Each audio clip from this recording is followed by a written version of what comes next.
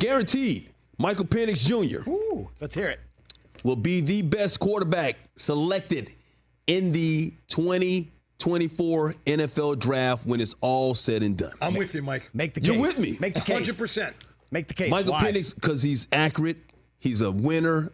Everyone who was at Indiana, if you could win at Indiana in college, right? If you could win at Indiana in college, you got something special. Yep. He was something special at Washington. I know everybody talks about the injuries. If it wasn't for the injuries to Michael Penix, we'd be talking the same type of hype or type of talk that we were talking about with Caleb Williams. Michael Penix was I get a Heisman vote. He was my Heisman Trophy. I voted him number one. Okay. Over Daniels because of the season that they had overall. Nothing against Jaden Daniels. Love Jaden Daniels. But Michael Penix Jr. was my Heisman.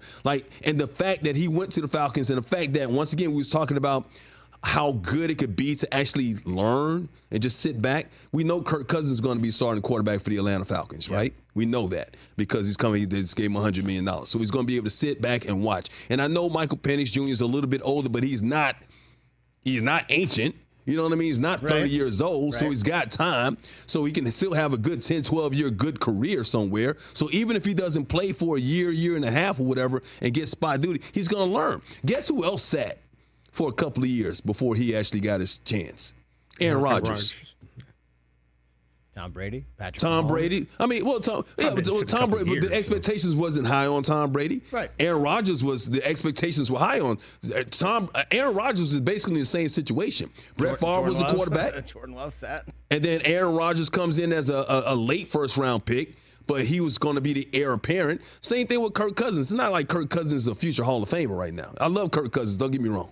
Great guy. Once again, last year on this show, I said he was going to be an MVP candidate, which he was before he got injured. You know, he was having a great season, Achilles.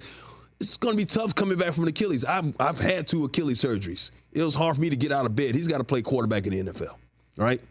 And playing down there with the Atlanta Falcons, the expectations is going to be a little bit high. I know they got Raheem down there as the head coach or whatever, but there was a reason why they drafted this kid top 10 overall when they already know. They see what I saw at the University of Washington. And I know it's not always translatable when it comes from college into the NFL, but for this kid, his attitude, his poise, his accuracy, that arm, the zip that he has, put him in the right situation in years to come with Bijan Robinson, who's going to be Bijan's he's going to be a Pro Bowler this year. Oh, yeah. He's definitely going to be a Pro Bowler this year.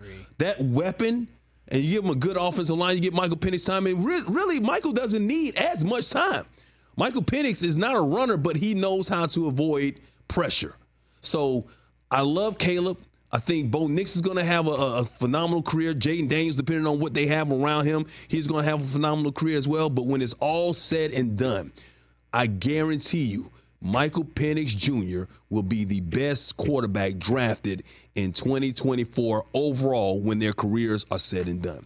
Mark it, guarantee it. Come back on this show in 10 years. I'm time-stamping this. Time-stamp it. Catch the Rich Eisen Show every single day on the Roku channel, 12 to 3 Eastern, for free.